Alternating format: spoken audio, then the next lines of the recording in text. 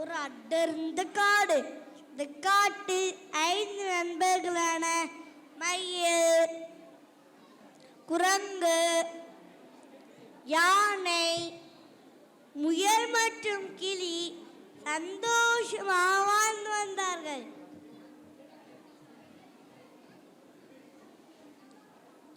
ஒரு நாள் திடீரென்று காட்டிற்கு சில மனிதர்கள் வந்தார்கள்.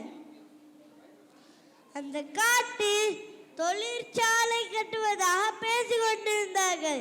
இதை கேட்ட பறவைகளும் விலங்குகளும் அதிர்ச்சி அடைந்தன.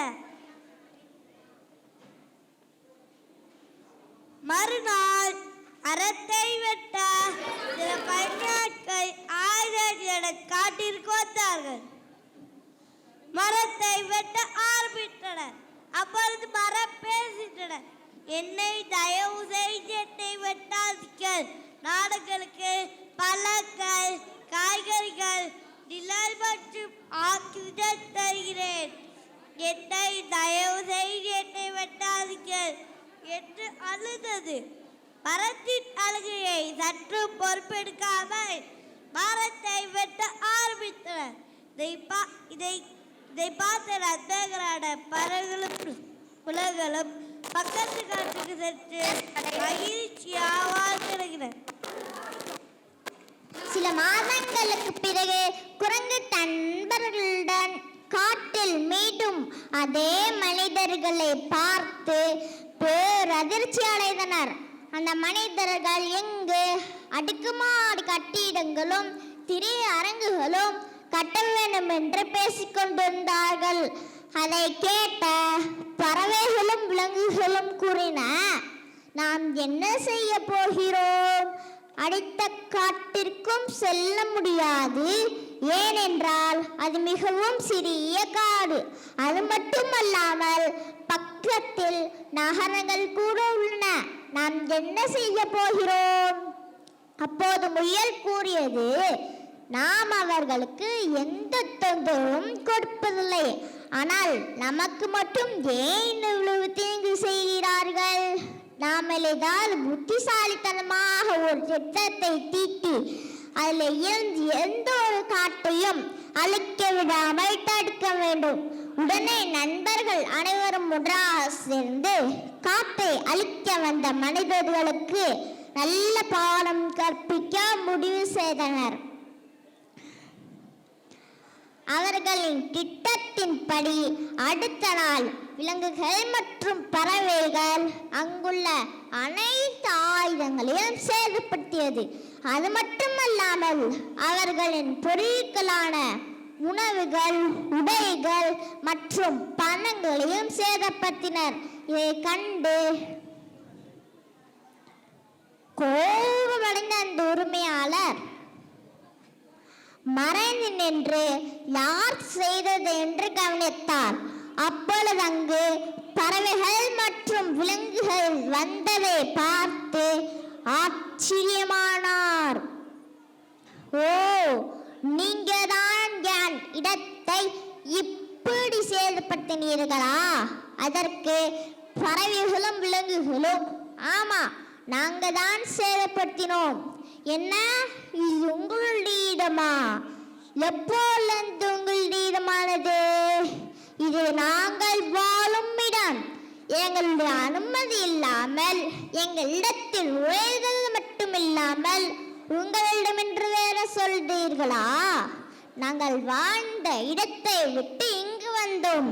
இங்கேயும் உங்கள் வேலையை ஆரம்பிக்க திட்டம் போட்டிருக்கீங்க. அதனால தான் நாங்கள் இப்படி பண்ணோம். இப்போது முயல் பேசியது, நாங்கள் தான் உங்களுக்கு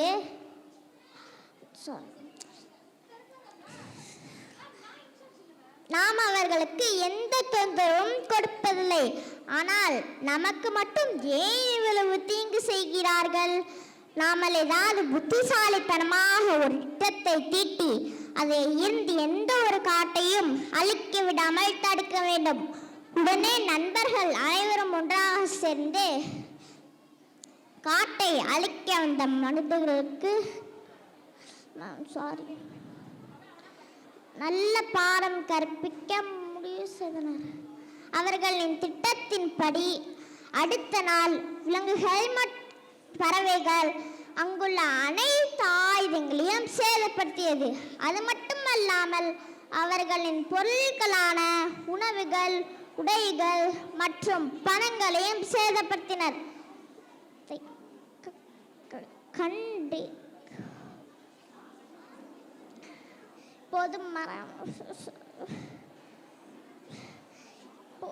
மரம் பேசியது, நாங்கள் தான் உங்களுக்கு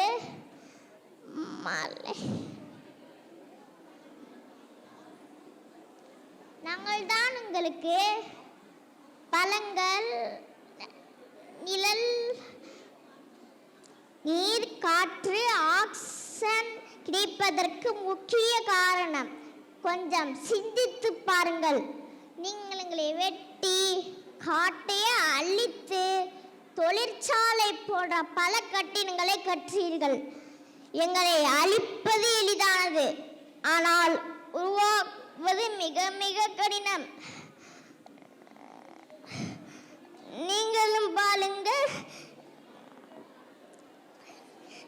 எங்களையும் வாழ விடுங்க.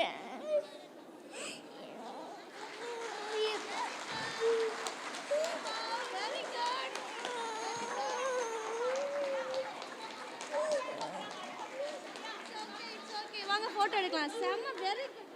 மரம் வளர்ப்போம், மழை பெறுவோம். நன்றி. அருமையான கதையை கூறிய மாணவர்களுக்கு நன்றி.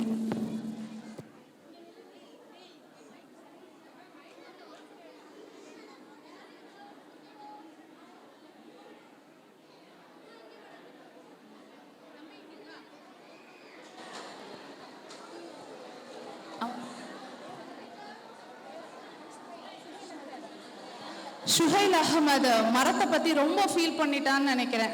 ரைட்? டோன்ட் கிரை. யாரும் மரத்தை வெட்ட மாட்டாங்க இன்ஷா அல்லாஹ். ஓகே.